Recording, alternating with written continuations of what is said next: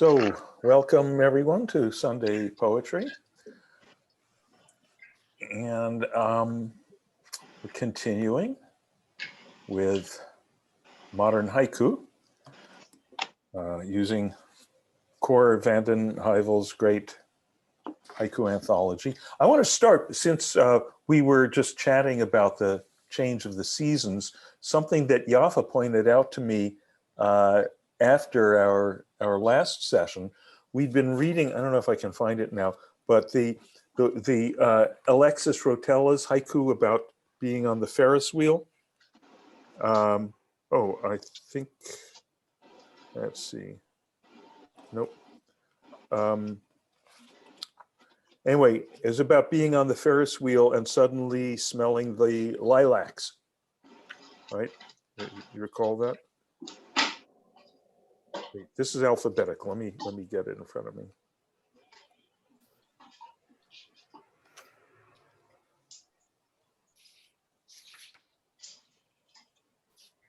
There it is on 168. At the top of the Ferris wheel, lilac scent.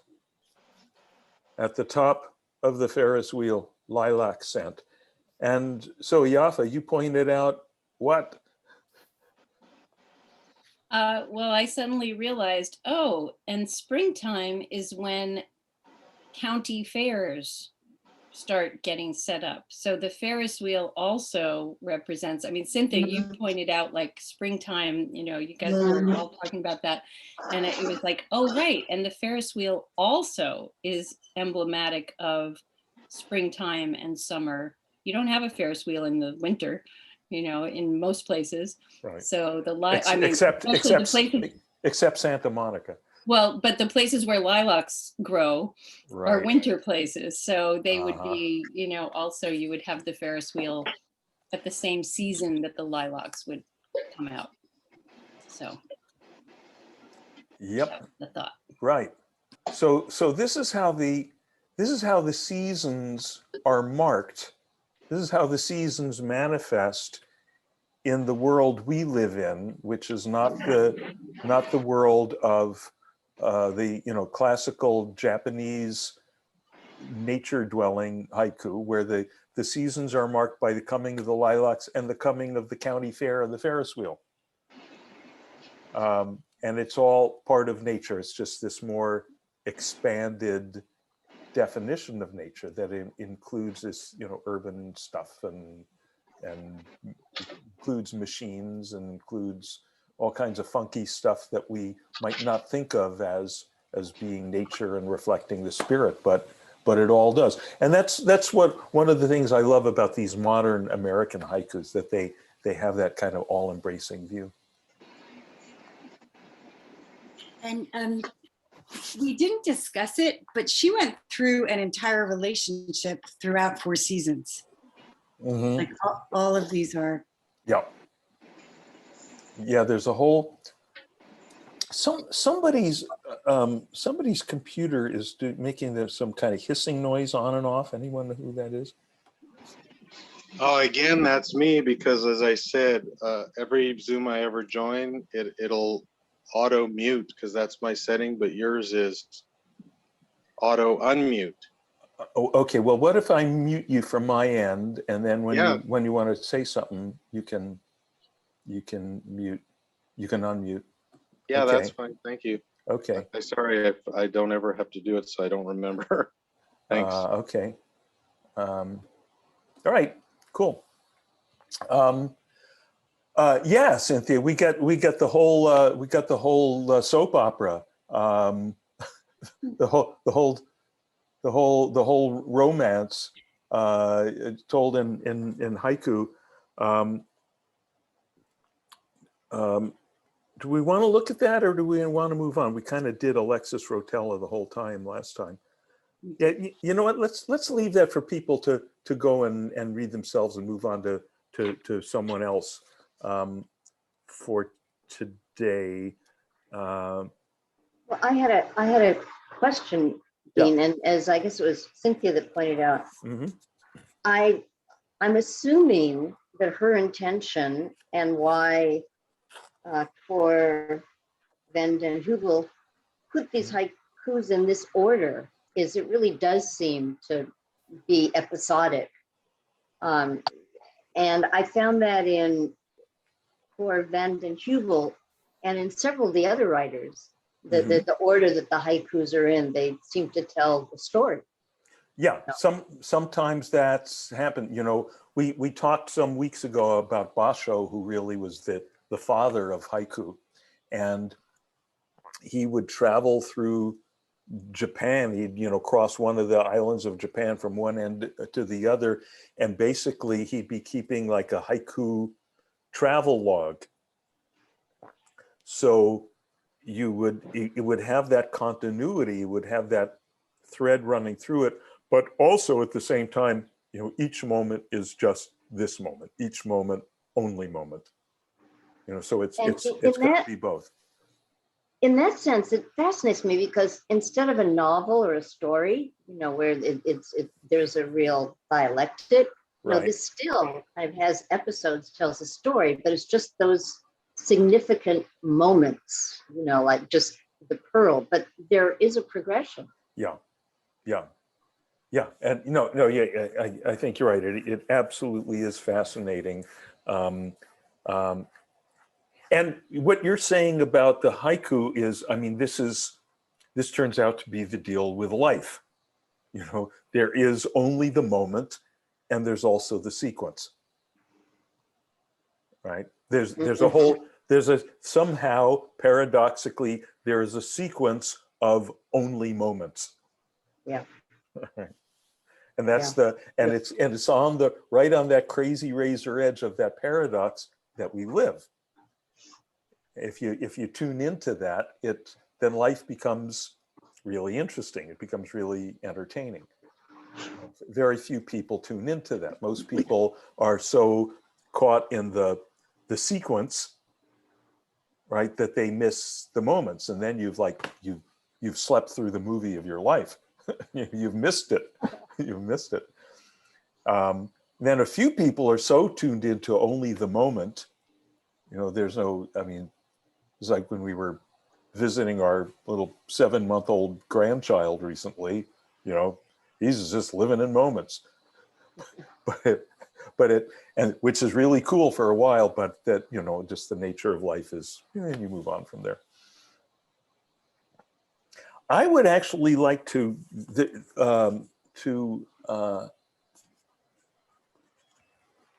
look at Michael McClintock.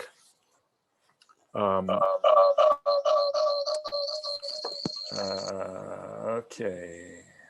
Michael McClintock. I don't know anything about him, except that he appears to have served in Vietnam back in the day.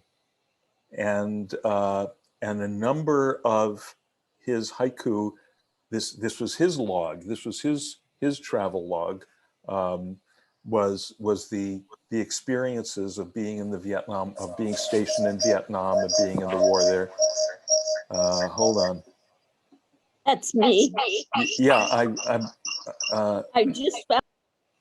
Okay, I got you, Judy. You've got two devices going, feeding back to each other. I've just muted them both, so all is well. Twilight Zone audio. Yeah. Yep. That's the moment we're living in.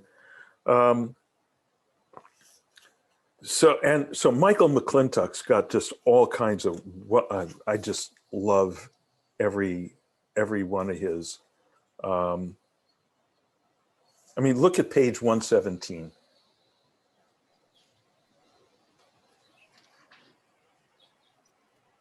A single tulip.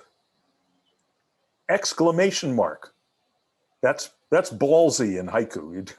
You know, in haiku, you know, we talked about the punctuation. You get a dash, you get a colon. Once in a while, you get a comma. That's about it. The whole thing is so understated that an exclamation mark is like, you know, whoa, buddy, turn down the volume. But let's see if he pulls it off. Let's see if he makes it work. A single tulip. Hopelessly, I passed on. You notice something else there that is different from the usual conventions of haiku as we've been discussing them, any of the just the basic kind of rules, quote unquote. Anyone notice what else that is?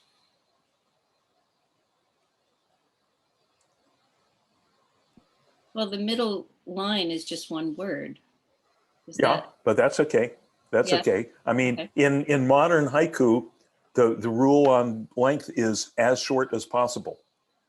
As short as possible. You want what you want to do is manifest as rich and resonant and sublime and transcendental an experience as possible with the fewest number of syllables possible. Ideally, what you're always trying to do is replicate the experience of the entire universe in one syllable or 0 syllables, which of course you'll never do. Maybe if the syllable is om and you settle down deeply enough into it.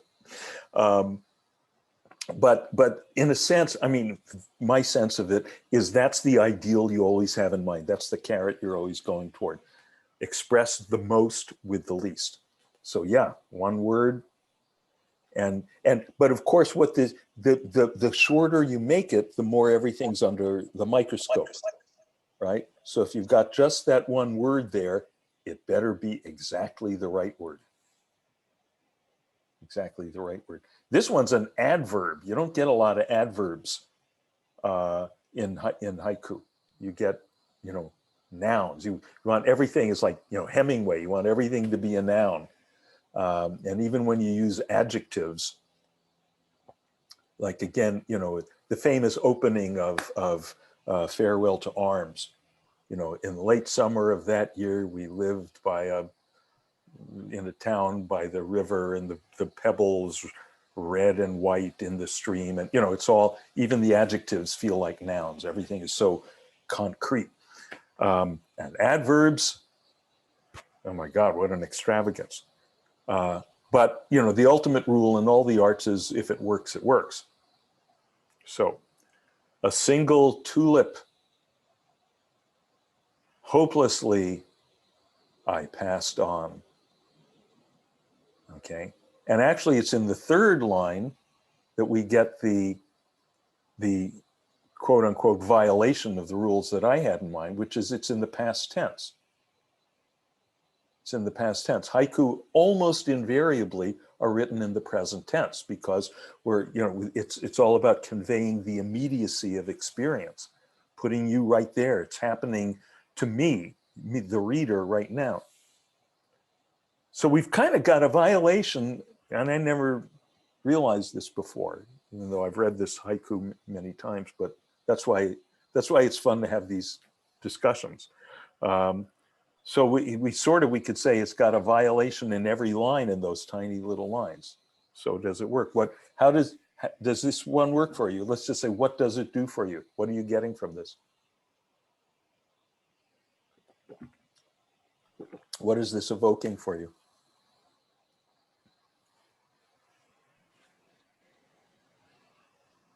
Yeah, Judy? What, I don't know how to shut off my iPhone. You're okay. You know what? Hold on. I think I can do it from my end. Just hang on for 1 second.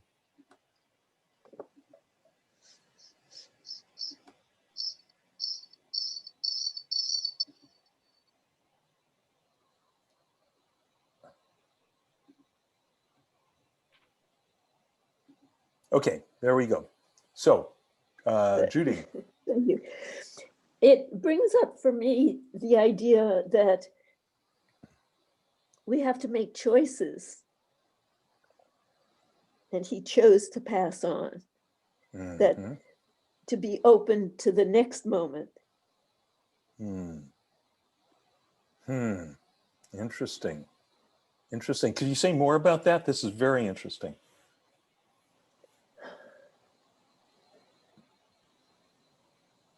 Well, it's kind of moving to the next moment, allowing Yeah. you to stop this moment so that you can see the next moment. Yeah. In a way, it's very much connected with what we were just talking about a minute or two ago. See, I wasn't here. Oh, right. Yeah. But there, we were talking about the idea, not the idea, the experience, the reality that life consists of only one moment, which is the present moment. And yet we find ourselves in this sequence. We find ourselves, we're in eternity and we're in time, both, and Right. the clearer we get about this, the more awakened we get to the nature of reality, the more interesting it is that we've got 1 foot in time and 1 foot in eternal now, Right. all the time, so to speak.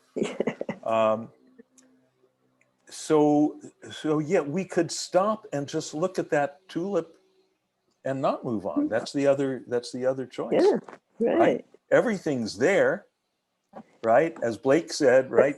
Find in infinity, hold infinity in the palm of your hand, find eternity in a wildflower, or however he put that. So a wildflower, any one flower could do it. Why move on?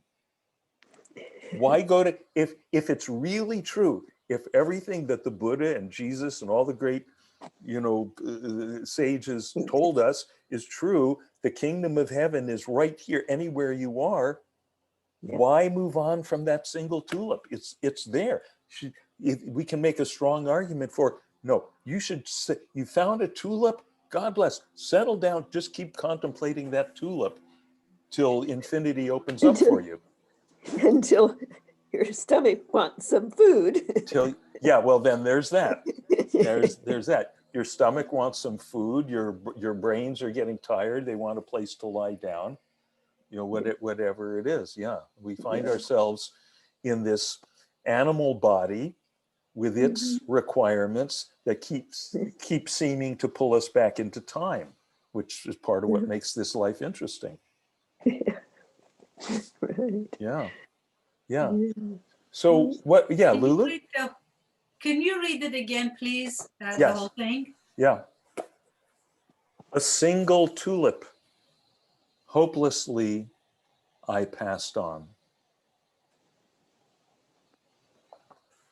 And that's it. That's it. That's haiku. That's all he wrote.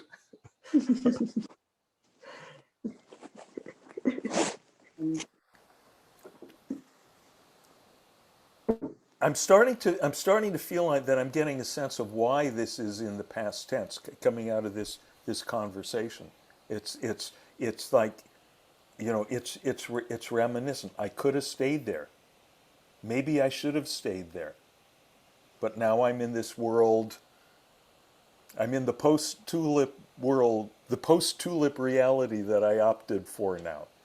Maybe now I'm outside the gates of Eden. And if I'd stayed there, I would have been inside the gates of Eden. Yeah. That's always a question. Yeah. Yeah, Lulu? I get a feeling of a sense of regret. Having done what he did. Very deep regret. Yeah. Yes. Yeah. I mean, that hopelessly certainly seems to go along with that. Yeah. That was, it didn't dawn on me initially, but because, as you pointed out, that the past tense, I passed on. So it's as if he's speaking he's speaking in the past tense. Yeah. So there was this magnificent, and how many magnificent moments do we happens to us, and it's only in retrospect that we realize. So that word hopelessly is so that's strong and odd. Yes, really odd, really loaded. Maybe we're not sure what it's loaded with, but it's definitely loaded. Had you not mentioned that much, that he served in the Vietnam War, and so that kind of gave me a different context when reading this. So I was trying to read it with that in mind, and then read it without that in mind, because my fantasy took me to when you have a service to do or a work to do, or you have a destiny, and you have a destiny, and there's magical moments, but that's not your destiny. So you bid farewell to those magic moments, and especially if he's in the army, and you see that exclamation point, the single tulip. Yeah, I mean that's certainly that's the moment of epiphany, and I think we've talked about this in the past, but need to emphasize this. Haiku always has an epiphany. That's really what it is. It's the crystallization of a moment of epiphany in words, and if it really works, it conveys some of the sense of that epiphany to the reader. And a true epiphany, the deepest kind of epiphany, is not anything you can put into words. I mean, we kind of try here, but we know that really we can just sort of point toward. The real epiphany is the experience, the kensho, the glimpse of the infinite within the finite, the glimpse of eternity within time. And that moment of epiphany is always, cautious saying, as far as I know, always in the first line or the third line. Right? And often will be set off, if it's in the first line, it'll be set off often by a colon, or in the third line, could be set off by a colon or a dash, set off from the other two. So clearly in this one, the epiphany moment is in the first line. A single tulip, that's the ah. That's the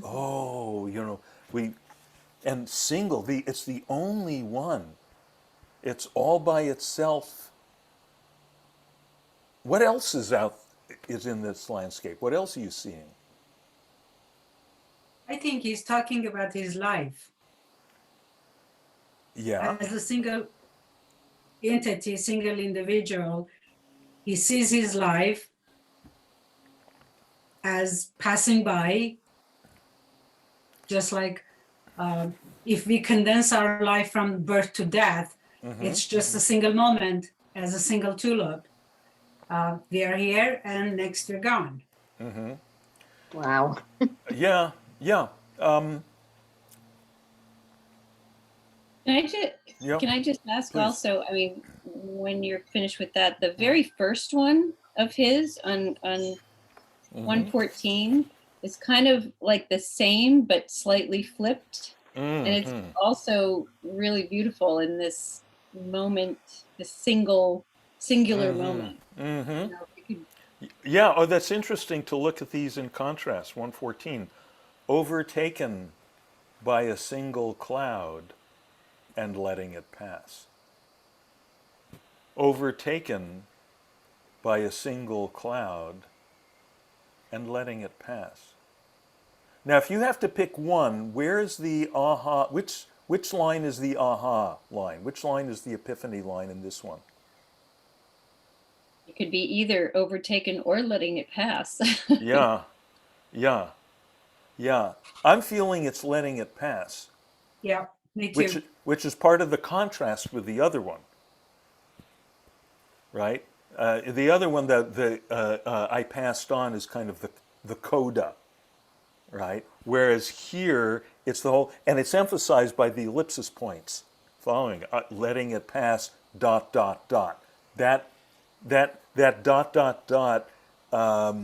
is very suggestive. Okay, then letting it pass, and what is that leading into? Nothing we can hold on to. Right. Yeah.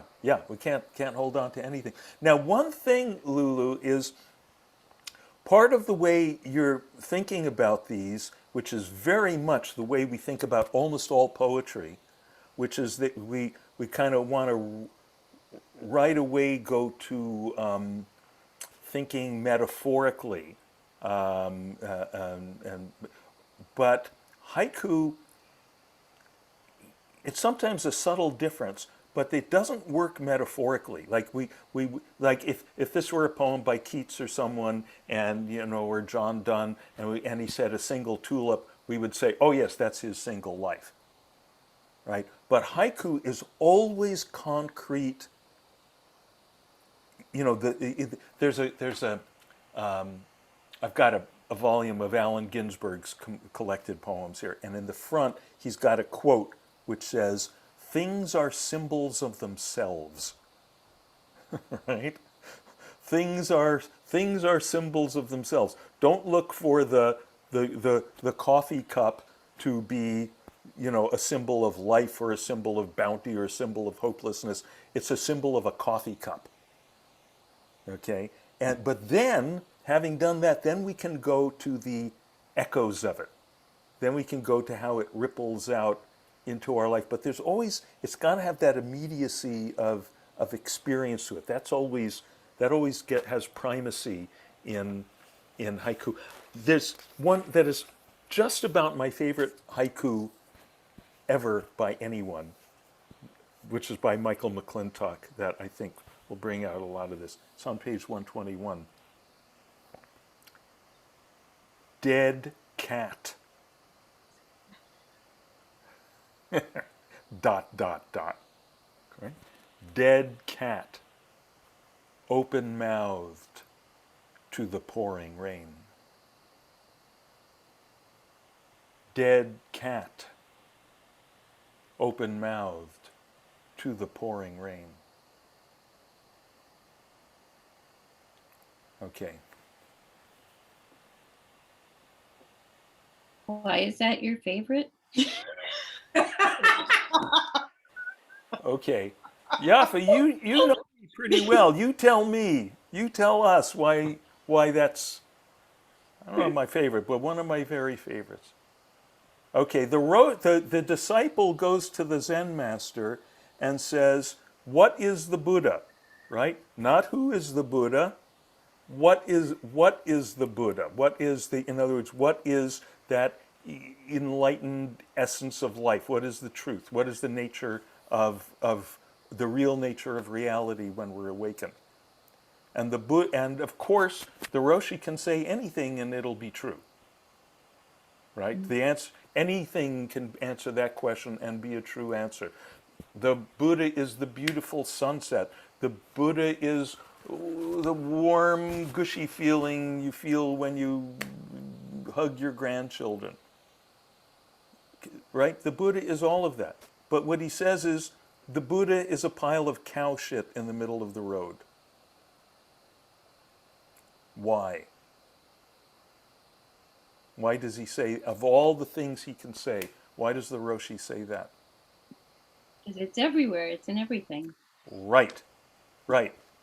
I mean, anything he says, it's everywhere. But the pile of cow shit brings that point home, because if it's there, it's everywhere.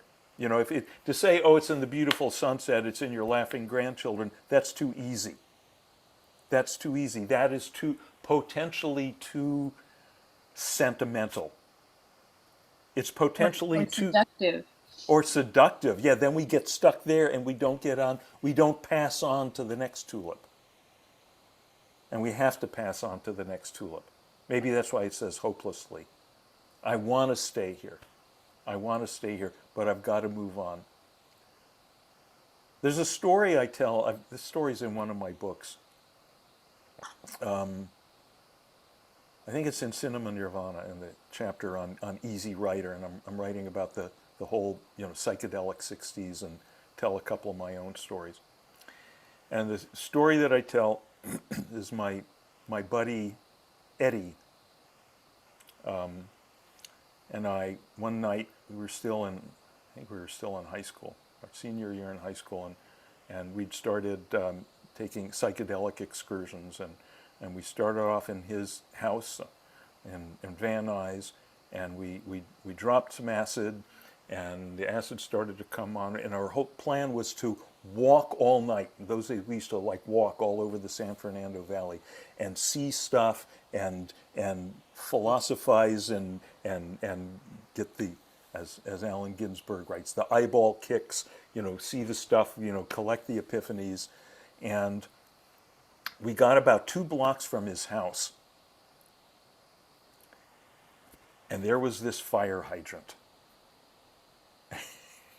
And I looked at the fire hydrant and I said, whoa, okay, I'm sitting down here in front of this fire hydrant because there was it. There it was. There was the whole universe in the fire hydrant.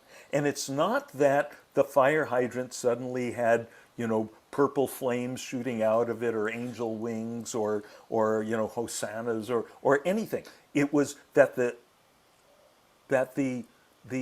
fire hydrant was exactly the fire hydrant as I'd always seen it, but somehow had not noticed that in being that it was the all in all. It was the beatific vision that I'd been looking for everywhere, right there in the fire hydrant, just the way it always was. And I sat down in front of it and I said, Eddie, you can go on without me. I'm not going anywhere else. There's not. I don't have to see anything else. It's all. This is it. It's all right here, in the fire hydrant. This fire hydrant is the infinite. This is it. Right? And could have done that. That would be one way to go. And Eddie said, in his wisdom, in his superior wisdom, Eddie said, "Well, Dean, I hear you. But let's keep going because there's going to be a bunch of other things that will also be it." Right? So, and we did, and he was right, and we had a very memorable evening, which ended in the foothills of Sherman Oaks, watching the sun coming up over the Van Gogh cypress trees, and I'm glad we made it to there. So the dead cat is also it. The dead cat is like the pile of cow shit in the road. It's also it.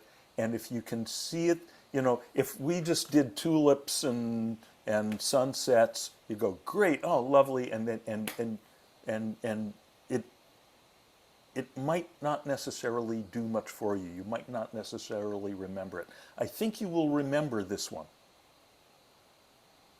Okay? It's challenging. But that means he's got to really make it work. You can't just say dead cat, right? So let's see what else happens here. Dead cat, ... So there's the ... the ellipsis. Right? That's the moment of silence. That's the moment of, whoa, checking it out. Open-mouthed. Okay, well, that's realistic, right? Shows this is not just some theoretical, hypothetical dead cat. This guy's seen a dead cat or two in his life. To the pouring rain. What happens to the poem? What happens to our experience in the pouring rain?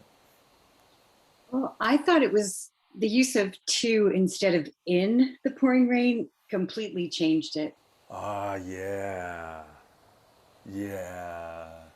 Say more about that, please.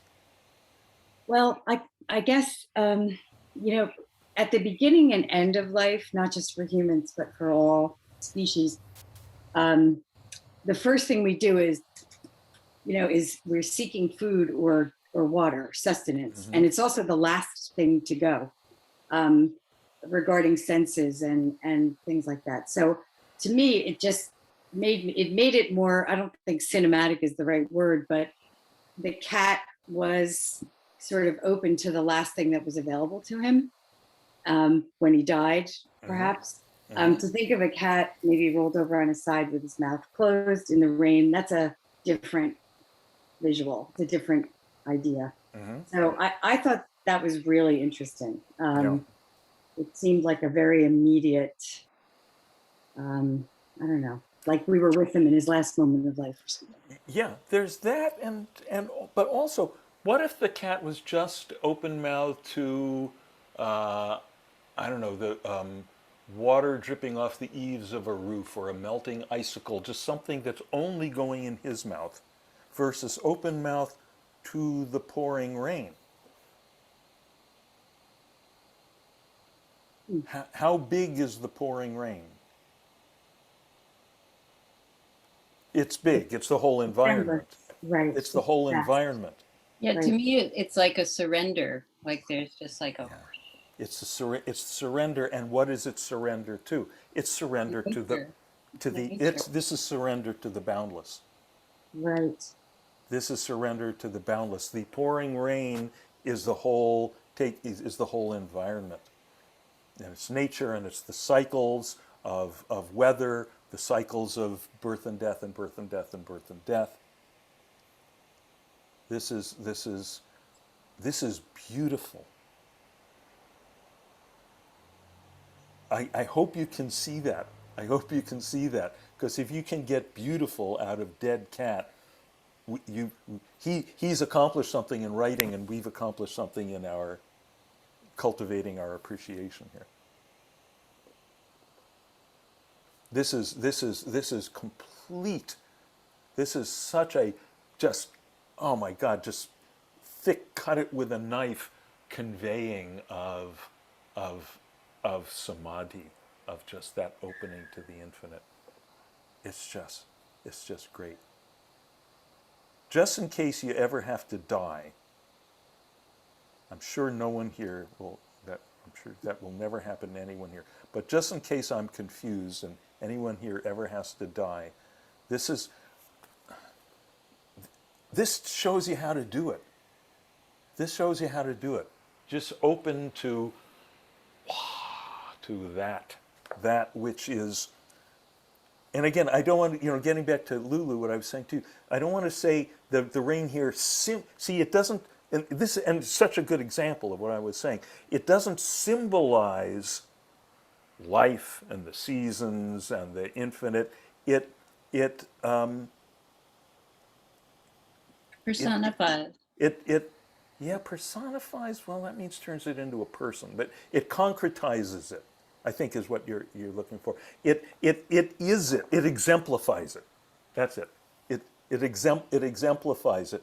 It's one piece. We got the whole and we got the piece, and the piece is for real. The piece is concrete, and the piece in a very concrete, real, actual way that does not require our intellectual mediation, creating symbols, is connected to the whole.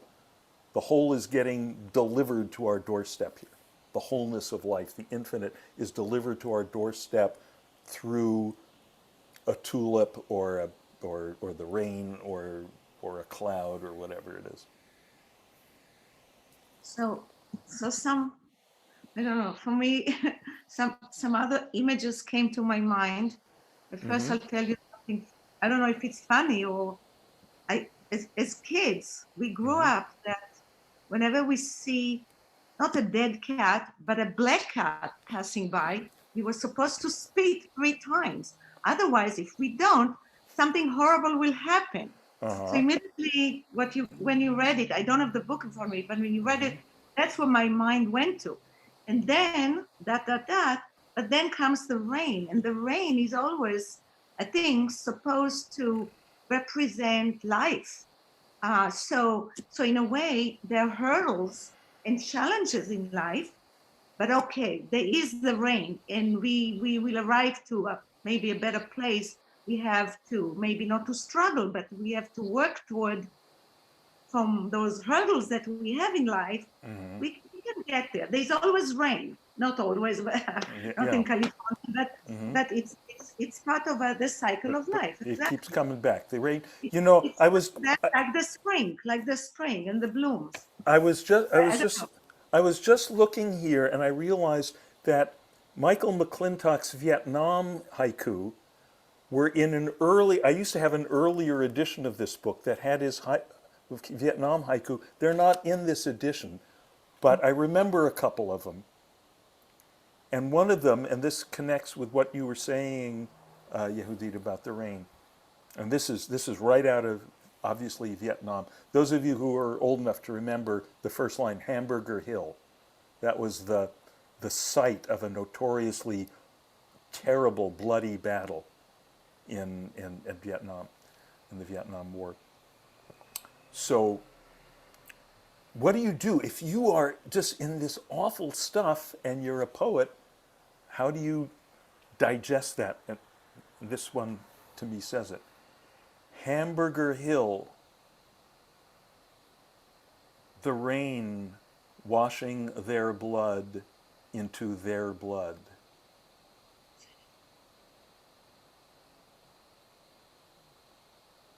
You hear that? Hamburger Hill, the rain washing their blood into their blood. Tell me about that. When does it take place? Let's be clear. When does it take place? On the battlefield. Yeah, that's where it takes place. When does it take place? After. After the battle. Yeah, it's after the battle. And both sides have been killed. Yeah, bodies from both sides, right? And so we've had all the chaos and the noise and the panic and the terror of the battle, and now what do we have? Silence. And we have these people doing everything they can to kill each other and not be killed, and now what are they doing? Lying together in the silence.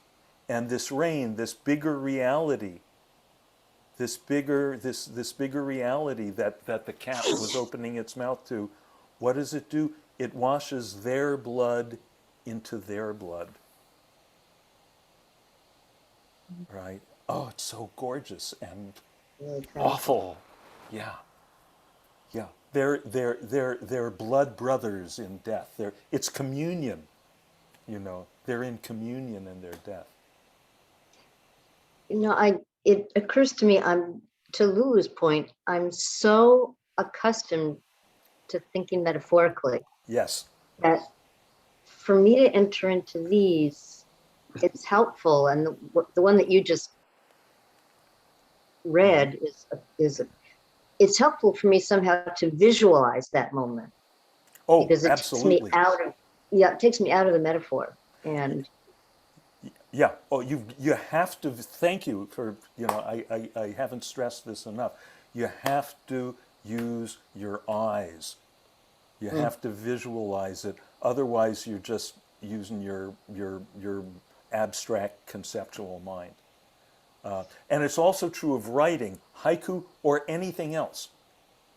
You know, I used to say this to my, when I was an English teacher, I used to say this to my students all the time.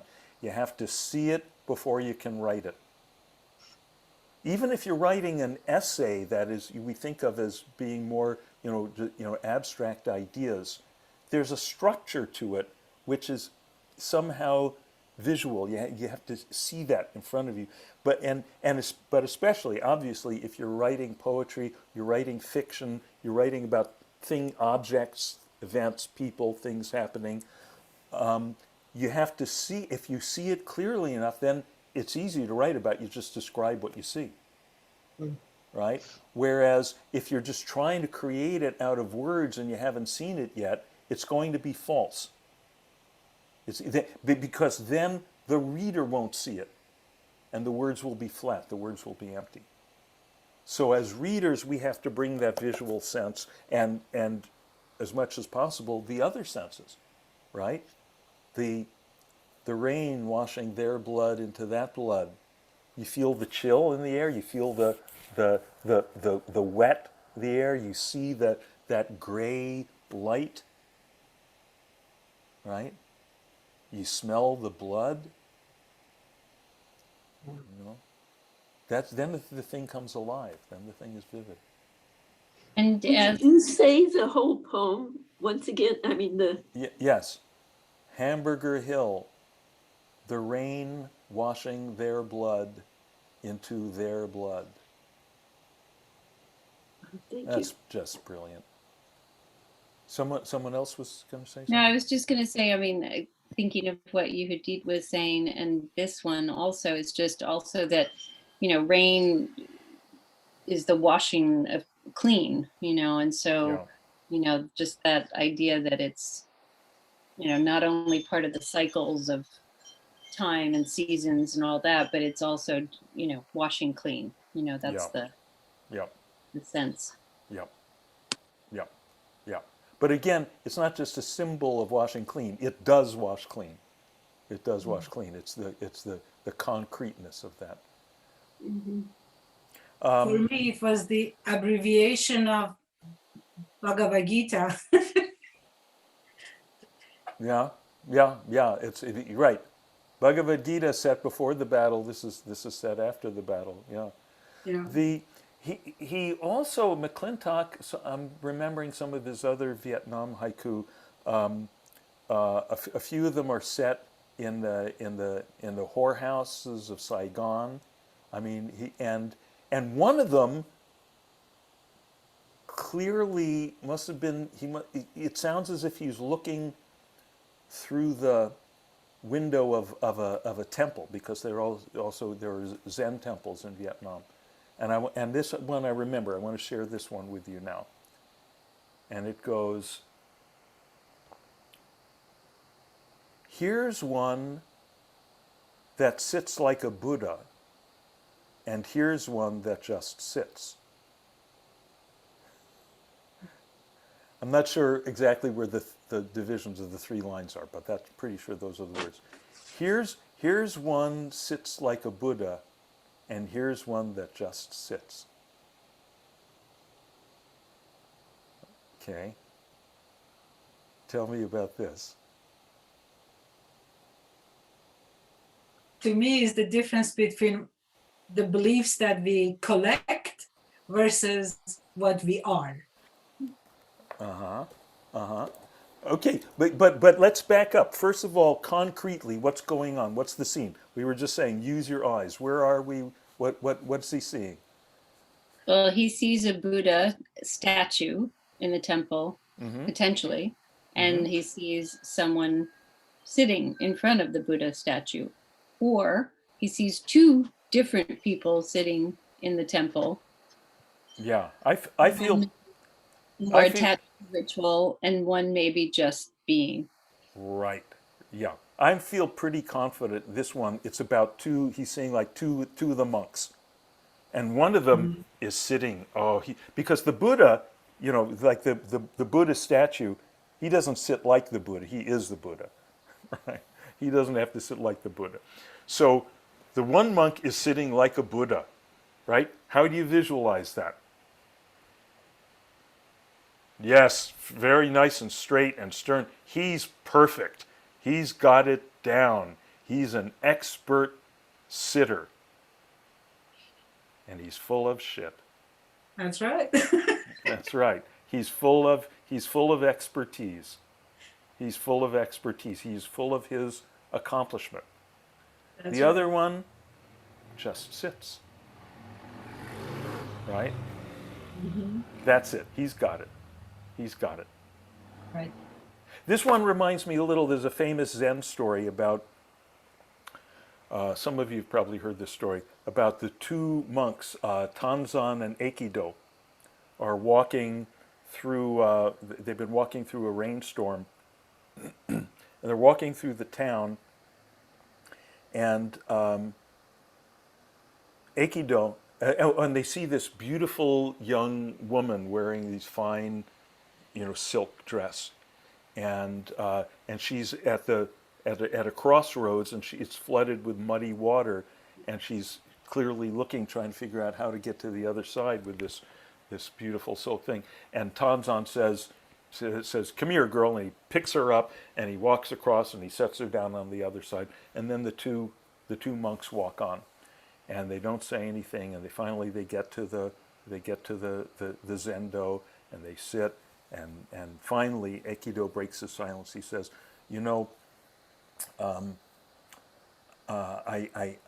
I've been keeping my peace here, but I have to say this. We're monks. We have these strict rules that we have to live by, and you're as aware of the rules as I am.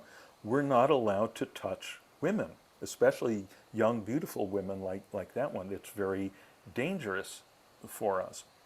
And Tanzan says to Aikido, "Oh, are you still carrying that girl? I set her down on the other side of the road." Great.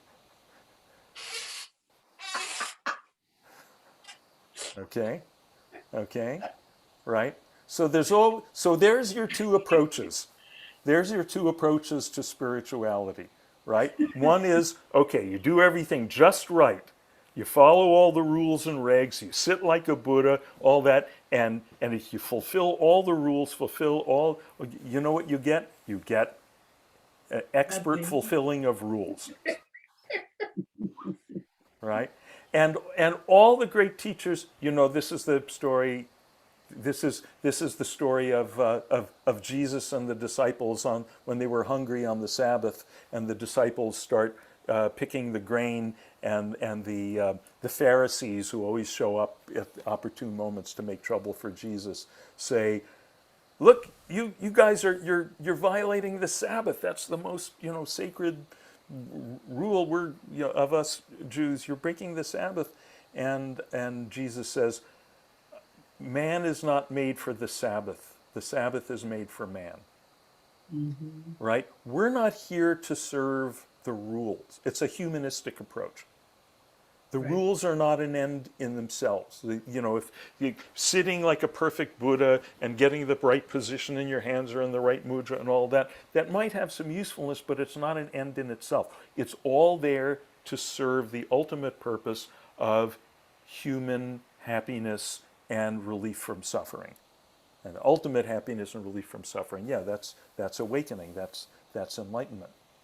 And when you really are tuned into that, you just sit.